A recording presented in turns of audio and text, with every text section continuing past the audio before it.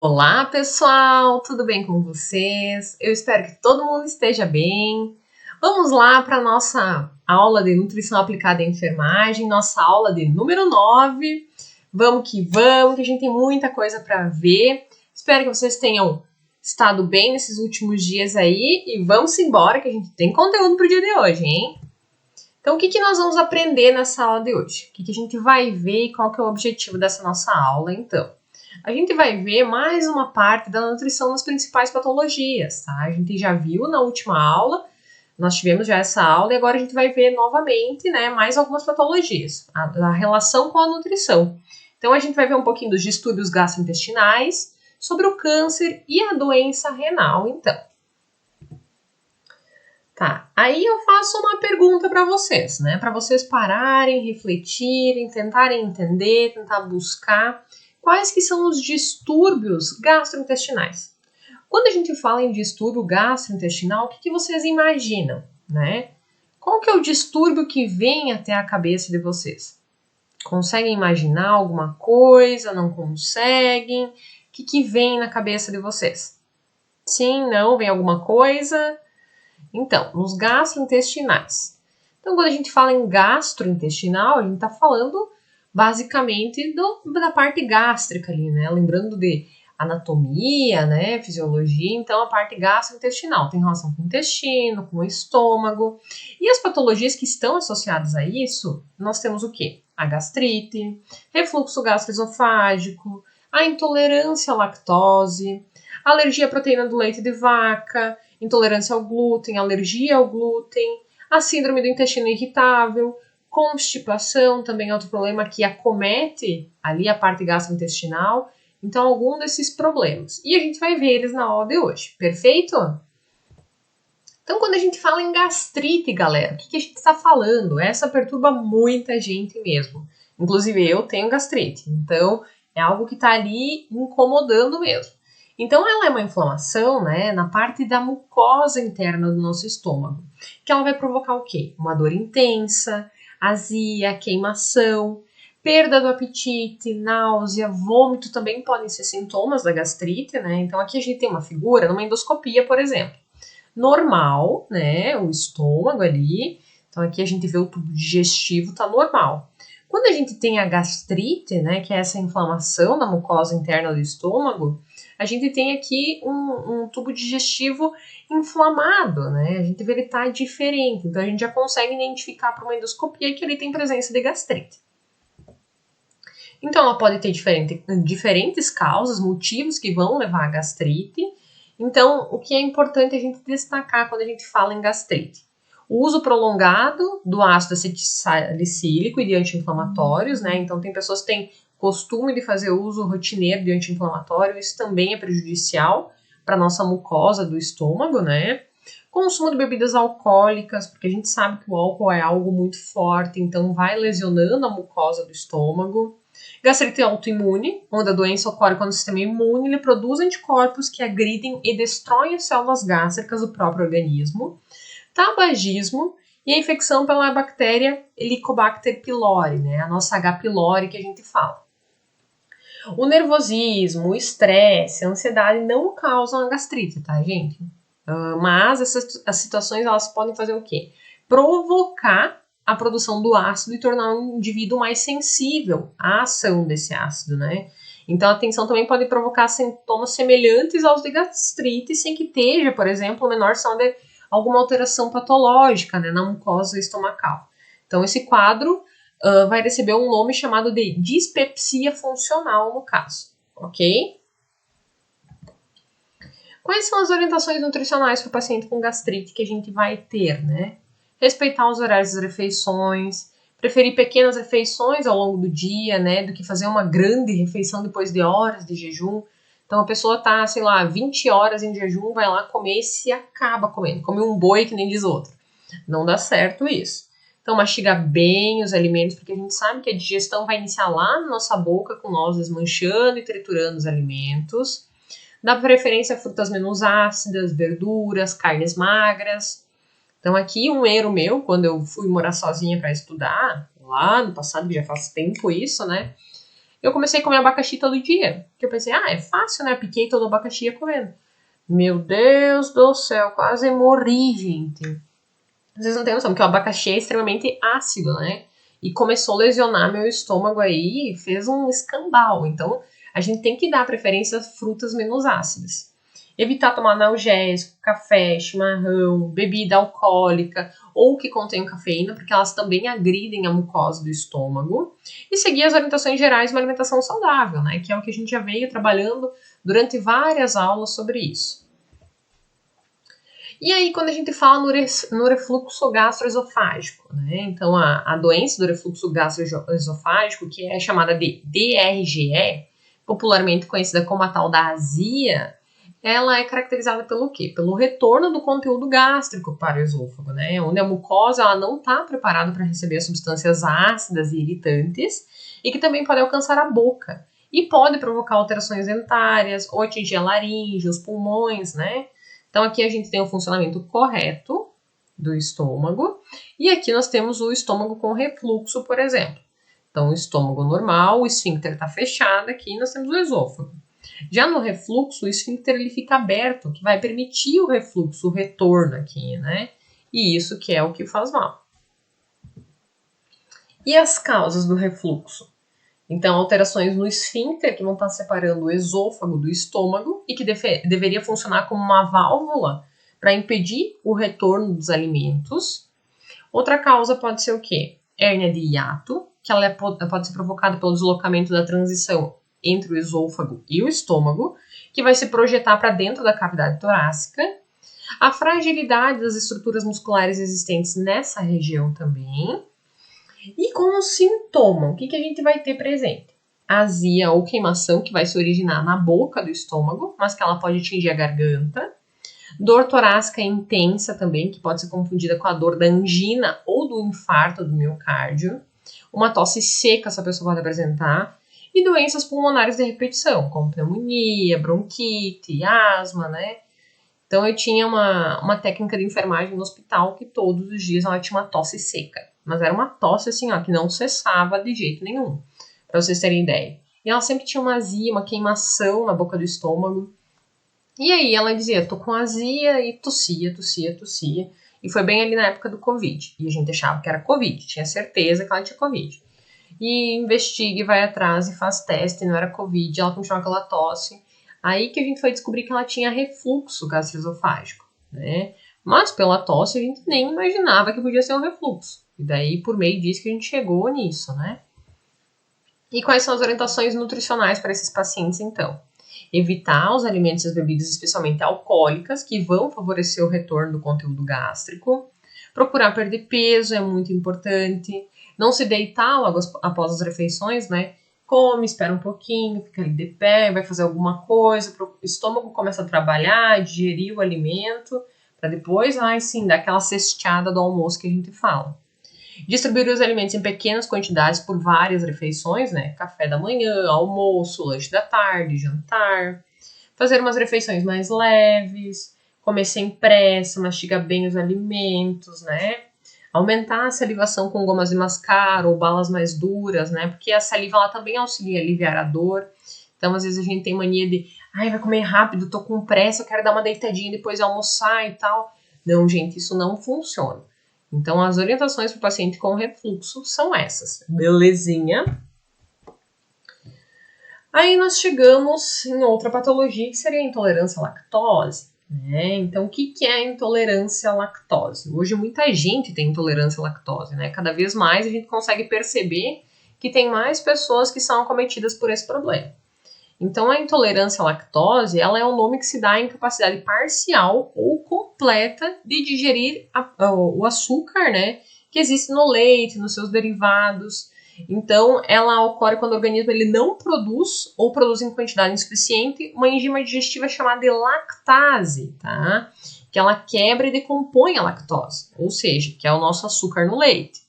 E como consequência, essa substância chega no intestino grosso, né, inalterada, ali ela se acumula e ela vai ser fermentada por bactérias que fabricam o ácido lático e os gases, né, e promovem maior retenção de água, aparecimento de diarreias, as cólicas.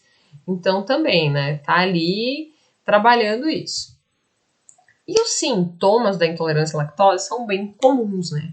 Então, após a pessoa consumir algo que contenha lactose, essa pessoa vai começar com náusea, com vômito, com dor de barriga, com diarreia. E geralmente esses quadros eles vão aparecer quando a pessoa ela consome a lactose. Então, tomou uma xícara de leite e começa a vomitar depois. É um sinal de intolerância à lactose. Comeu um iogurte, essa pessoa tem diarreia após comer o iogurte. É um sinal de intolerância à lactose. Então, a gente precisa estar com as anteninhas ligadas para essas situações. E aí, a gente tem alguns tipos também, né? Então, a gente tem a congênita, a primária e a secundária. Na congênita, ela é por um problema genético. A criança ela nasce sem condições de produzir a lactase e é uma forma rara, mas é crônica, tá? Já na deficiência primária, é quando tem a diminuição natural e progressiva da produção da lactase, a partir da adolescência até o fim da vida. Então, essa é a forma mais comum, então, de intolerância à lactose. E nós temos a deficiência secundária, que é a produção de lactase. Ela vai ser afetada por doenças intestinais, como a diarreia, a síndrome do intestino irritável, a doença de Crohn, doença celíaca ou alergia à proteína do leite, por exemplo, né? E nesses casos, a intolerância ela pode ser temporária e desaparecer com o controle da doença de base. Então, ela pode sumir com o passar do tempo. E a pesquisa, e tem algumas pesquisas que foram realizadas que mostram, né, que 70% dos brasileiros apresentam algum grau de intolerância à lactose. Que ele pode ser leve, moderado, grave, segundo o tipo de deficiência apresentada. E as orientações nutricionais para esses casos, né, meus queridos ouvintes? Seria excluir o leite da dieta, né? E é importante não só ler os rótulos dos alimentos quando a gente vai comprar alguma coisa para saber qual que é a composição do produto, mas também bula de remédios, porque vários deles podem ter lactose em sua fórmula. Então, às vezes, não estou comendo leite, não estou comendo nada, mas tomo um remédio e tenho dor de barriga. Aí vou olhar na composição dele, tem lactose, então eu tenho que ficar atento a isso também. Fazer uso de leites vegetais, o leite de soja, de arroz, leite de aveia. Verduras de folhas verdes, brócolis, couve, agrião, couve-flor, espinafre, feijão, ervilhas, tofu, salmão, sardinha, mariscos, amêndoas, nozes, gergelim, certos temperos, né, manjericão, orégano, alecrim e ovos também funcionam como fonte de cálcio, tá? Então a gente não pode pensar só que o cálcio vem só do leite, não. E manter uma alimentação saudável também é primordial e essencial. Aí nós temos a alergia à proteína do leite de vaca, né? Então, a alergia ela é uma reação imunológica adversa às proteínas do leite, que se manifesta após a ingestão de uma porção, por menor que seja, de leite ou dos derivados. Então, a mais comum é a alergia ao leite de vaca, caseína, que pode provocar alterações no intestino, na pele, no sistema respiratório, né? Uma tosse, uma bronquite, por exemplo, e é mais comum nas crianças e ela pode ser resolvida, tá? Então, outros tipos de alergia alimentares comuns que a gente tem é de amendoim, de ovos, de soja, peixe, crustáceos, trigo, castanhas. Então, às vezes, a pessoa consome um alimento ali, se pipoca toda, né? Meu Deus do céu, o que está acontecendo? Mas é porque ela tem alguma alergia a esse alimento. Tem gente que não pode comer amendoim, tem gente que não pode comer tomate. Então, é algo que geralmente surge já na infância, que a gente consegue observar ali na primeira infância. E os sintomas da alergia, quais são, né? Vermelhidão, coceira na pele, vômito em forma de jato essa pessoa apresenta, fezes com sangue ou prisão de ventre, tem coceira ao redor da boca, inchaço no olho, no lábio, tosse, chiado, falta de ar. Então, a pessoa ficou com o rosto desse tamanho assim, né? Então, é um sintoma de alergia que essa pessoa está apresentando no momento. E quais são as orientações nutricionais para essas pessoas? Então, excluir o leite de vaca da dieta e reintroduzir apenas com a orientação profissional. Não vou querer do dia para a noite reintroduzir. Eu preciso de uma orientação profissional para isso. Caso a criança ela mame no peito, a mãe deve excluir o leite da dieta dela também, tá? Porque aí a mãe que tá passando para a criança ali o leite, né, que ela consumiu. Ficar atento aos rótulos de alimentos, se tem algum que apresenta caseína, fazer uso de leites vegetais, manter uma alimentação saudável e variada, então é bem importante. Eu tinha uma conhecida também que a filha dela, ela começou com vômito em jato, bebezinha, né? Tinha 2 meses. E sempre passando mal, sempre cheia de alergia e tal. Aí a médica falou pra minha conhecida, né? Ah, tira o leite da sua dieta, tira queijo, iogurte, para de consumir isso. Parou, a criança melhorou, né? Então a criança estava com uma alergia ali, mas não estava conseguindo identificar do que era. Aí foram tentando, até que eles viram que se retirassem da alimentação da mãe, estava tudo resolvido. Então, a alergia à proteína do leite de vaca, né? Tem uma reação imunomediada, acontece durante o primeiro ano de vida, né? Pode ser a qualquer momento. A tendência é desaparecer na infância, entre os 2 a 5 anos de idade. Os nutrientes implicados em as proteínas do leite de vaca e os sintomas gastrointestinais, né? Angioedema dos lábios, da língua, do palato, vai ter coceira na boca, vai ter náusea, dor abdominal, vômito, diarreia, sangue ou muco nas fezes. Quando eu tenho, então, uma intolerância à lactose, ela vai ser primária do tipo adulto, então o mecanismo é a deficiência de enzima, o início dos sintomas é de 5 a 6 anos de idade, a resolução é irreversível, os nutrientes que estão implicados, a lactose, e os sintomas, dor abdominal, náusea, inchaço, gases, flatulência e diarreia. Capite? Entenderam? Alergia à proteína do leite de vaca, intolerância à lactose. E aí nós chegamos na sensibilidade ao glúten, alergia ao trigo ou doença celíaca, como é muito conhecida agora, que também várias pessoas vêm apresentando isso com o passar do tempo. Eu, pelo menos, tenho a sensação que eu tenho conhecido muito mais gente com alergia à lactose e doença celíaca do que lá no passado, né? Então, são reações adversas à proteína do trigo, tá? E aí tem a hipersensibilidade, que vai acontecer apenas em alguns indivíduos que são mais susceptíveis. Então, tem um mecanismo imunológico ali, que vai ser a IgE mediada, que vai dar uma alergia, e tem a não IgE mediada, que vai causar doença celíaca. E aí nós também temos o mecanismo que é não imunológico, que são mecanismos desconhecidos, que vai levar à intolerância ao glúten por si só. Então, quando a gente fala doença celíaca, né? Quando a gente fala sobre ela é um distúrbio que é inflamatório crônico do intestino delgado, é uma desordem do sistema autoimune, então, que é desencadeada pela ingestão de glúten em indivíduos que estão susceptíveis a isso. O que a pessoa não pode comer? Glúten presente no trigo, na aveia, na cevada, no centeio, nos seus derivados, no malte, espelta, camute, triguilho, né?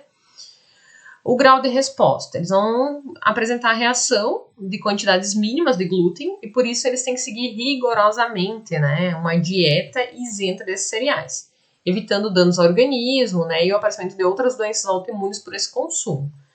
E nós temos 1% da população mundial com esse problema celíaco. Então, geralmente, essa pessoa vai se pipocar toda, vai se encher de alergia e tem relação com a doença celíaca.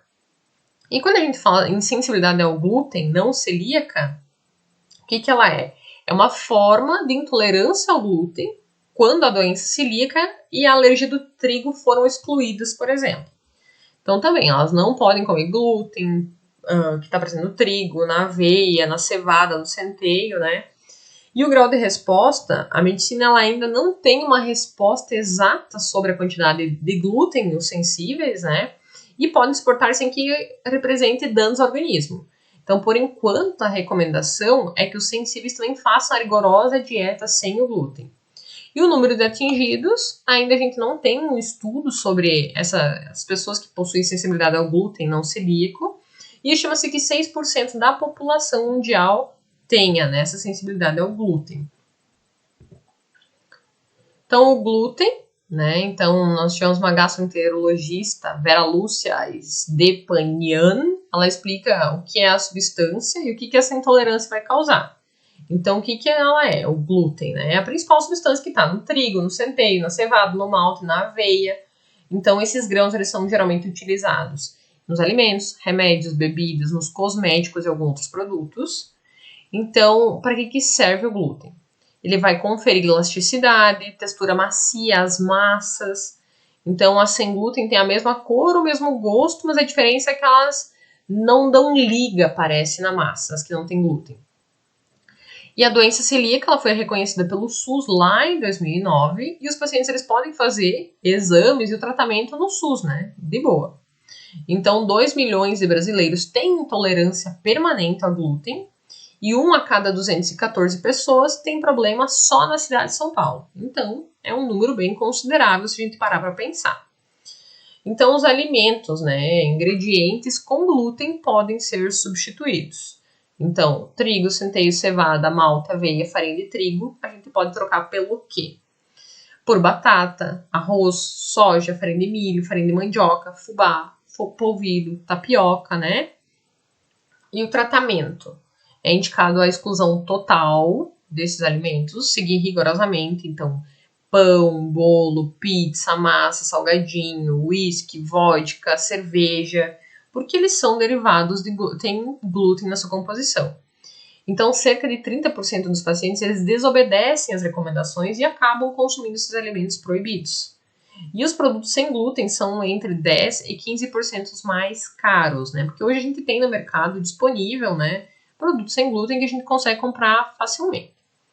E os sintomas, né, mais comuns são diarreia crônica por mais de 30 dias, gente, então é um tempo muito prolongado, inchaço e dor na barriga, falta de apetite, humor alterado, ele vai estar irritado, em quadros depressivos, abortos repetidos, as pessoas podem ter, anemia e desnutrição, emagrecimento e ganho de peso, atraso de crescimento, fadiga e câimbras, osteoporose e doenças associadas, vômitos, né? Então, por isso é muito importante o paciente seguir à risca o que foi recomendado para ele.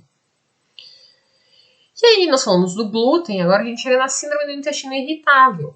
O que é isso? É a síndrome do cólon irritável, que é um distúrbio de motilidade intestinal não associado a alterações estruturais ou bioquímicas, né? E que se caracteriza por episódios de desconforto abdominal, dor, diarreia e prisão de ventre, a tal da constipação, presentes por pelo menos 12 semanas consecutivas ou não. Então, aqui a gente tem o intestino normal, nós temos as microvilosidades que estão presentes no nosso intestino, e no intestino irritável nós temos elas inflamadas, tá? Elas ficam demasiadas, estão irritadas. E as causas do intestino irritável, então?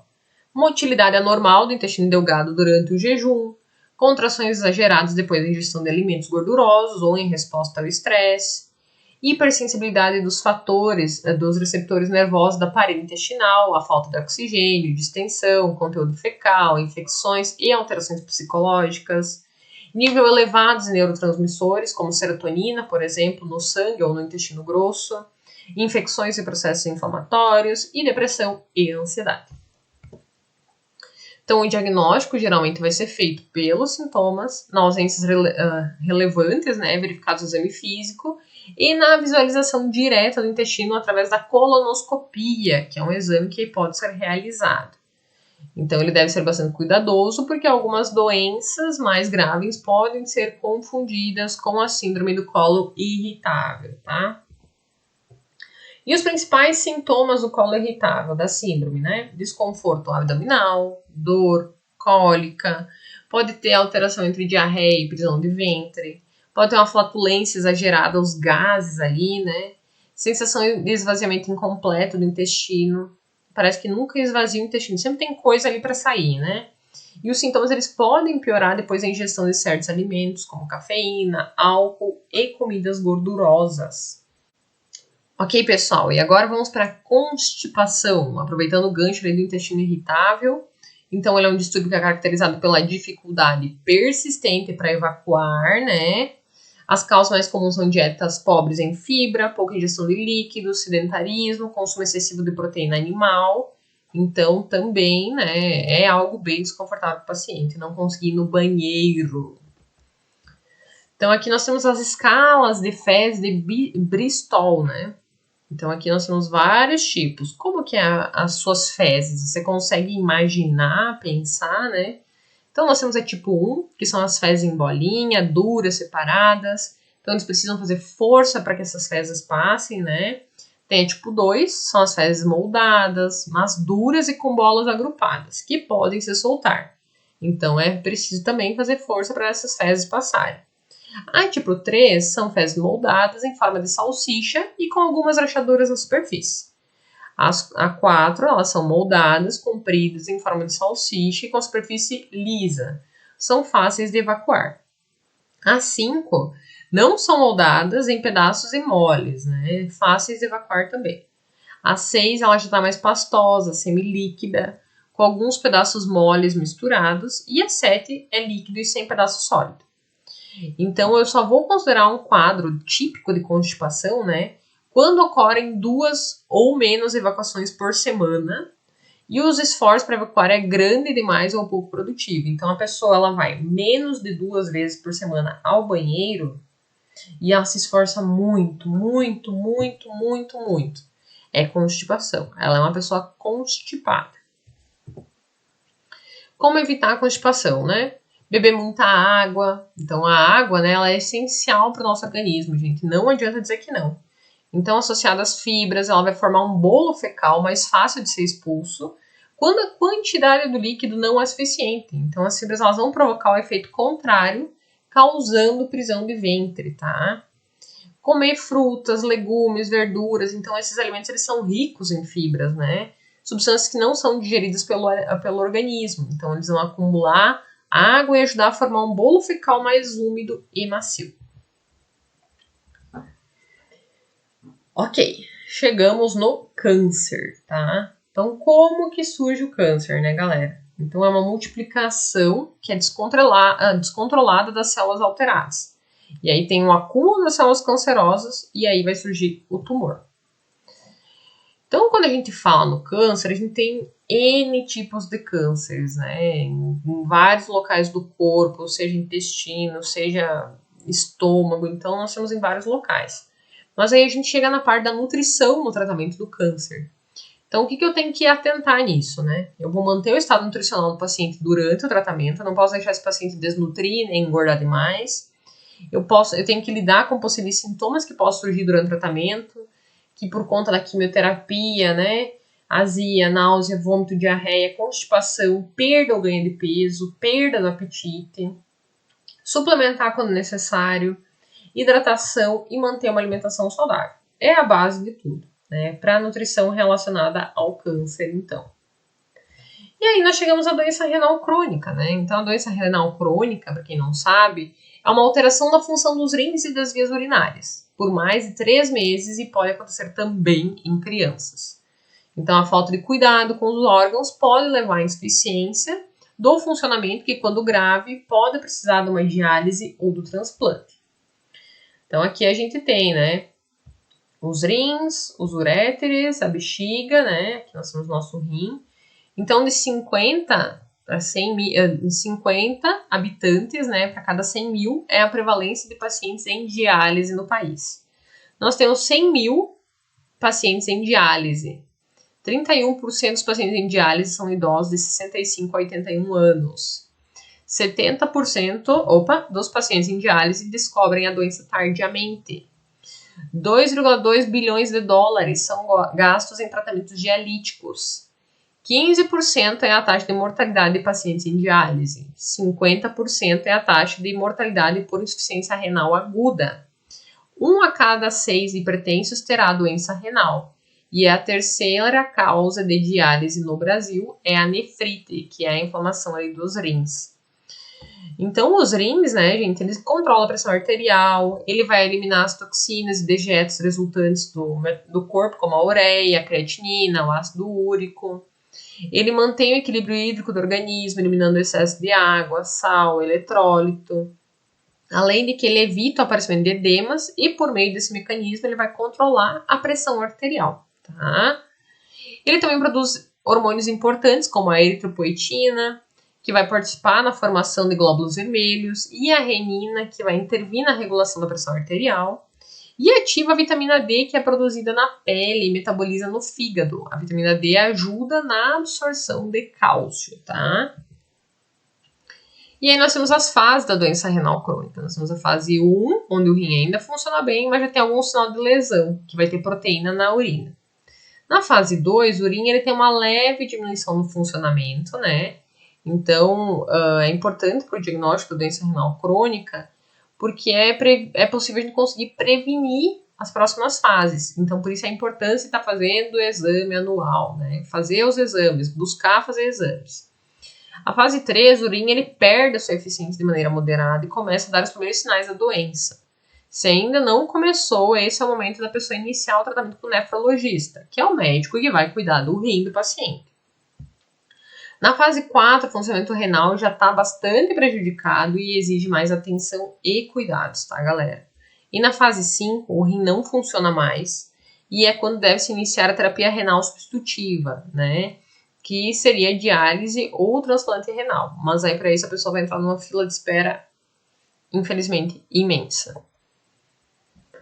Fator de risco para doença renal crônica: diabetes, pressão alta, pessoas com doença renal na família, idosos e pessoas com doenças cardiovasculares. As causas: hipertensão, diabetes, glomerulonefrites, palavra difícil, obstrução, pedra no rim, tumor e infecção do rim. E como complicações, podem vir associado a anemia, acidose metabólica, desnutrição, alteração no metabolismo de cálcio e fósforo, proteinúria, hiperlipidemia, síndrome urêmica, né? E os pacientes em tratamento conservador é a fase que vai anteceder a diálise e ela é chamada de tratamento conservador, né? E o seu tratamento consiste no acompanhamento com o nefrologista e com o nutricionista. Então, o paciente que tem uma taxa de filtração glomerular maior de 60 ml por minuto, geralmente eles não têm uma orientação específica quanto à alimentação, salvo aqueles que são preconizados para se ter uma alimentação saudável, né? Então, uma pessoa que precisa de uma alimentação saudável, todo mundo precisaria, né, no caso. Agora, se o paciente apresenta uma taxa de filtração glomerular menor de 60 ml por minuto, ele tem que fazer acompanhamento ambulatorial com um profissional que é nutricionista para receber as orientações e acompanhar a evolução clínica desse paciente. Então, nessa fase, tem algumas orientações específicas quanto à alimentação, especialmente a qualidade da ingestão proteica e com restrição parcial a alguns alimentos que tenham fósforo e potássio. Então, geralmente, nesse momento, o que é indicado é minimizar os sintomas urêmicos, né? As náuseas, fraqueza, perda de apetite e retardar a progressão da doença, tá? Manter o estado nutricional até a necessidade de iniciar o programa regular da diálise, se for necessário. Então, a dieta para esse tratamento ela é baseada na restrição de proteínas da alimentação e tem 2 tipos desse regime. Então, o primeiro é uma dieta convencional, restrita em proteínas, onde se reduz pela metade o consumo, principalmente de leite, derivados e carnes. O segundo é uma dieta muito restrita em proteína suplementada com aminoácidos essenciais, cetoácidos, e praticamente se elimina os alimentos de origem animal, como carnes em geral, vermelha, branco, ovos e laticínios, né? E outros alimentos que não são de origem animal, mas que têm proteína, e tem que ter a ingestão reduzida, é pão, biscoito, massa e arroz. E o paciente em diálise, então? É quando o indivíduo que apresenta doença renal crônica, o rim ele não consegue mais eliminar adequadamente os restos dos alimentos digeridos, né, as toxinas, e aí ele tem que ter uma orientação quanto à alimentação que deve ter certos cuidados. Então, quando inicia o programa com esse paciente dialítico, a ingestão de proteína é maior do que no tratamento conservador, porque a perda das proteínas no processo de diálise ela é significativa, né, porque vai estar dialisando. Então, é essencial que esse paciente tenha uma alimentação correta para evitar a desnutrição. Então, os níveis de fósforo e potássio nessa fase, eles têm que estar bem elevados e eles precisam ser acompanhados de perto. Então, também eles devem ser feito o controle desse fósforo com o uso dos quelantes, que a gente fala, que é uma medicação que impede a absorção do fósforo, se for necessário, e ele tem que ser tomado durante as refeições e lanches, segundo orientações. Então, por isso, o paciente precisa estar em acompanhamento médico e nutricional, tá? Para o controle do potássio, é importante que eles preparem verduras, legumes cozidos para as suas principais refeições, tá? E é importante ter uma tabela com uma lista dos alimentos que sejam ricos e pobres em potássio para a consulta desse paciente, que pode ser fornecida pelo profissional que vai acompanhar esse paciente no caso. E também é importante controlar a ingestão do sódio, né, o sal. E aqui a gente tem os potássios nos alimentos, né? Então a gente tem os alimentos que têm uma quantidade mais alta, moderada e a quantidade baixa. Então, aqui a gente tem mais potássio: abobrinha, batata frita, água de coco, cerveja, chocolate, feijão, soja, grão de bico, banana, melão, kiwi, melancia, tangerina, laranja.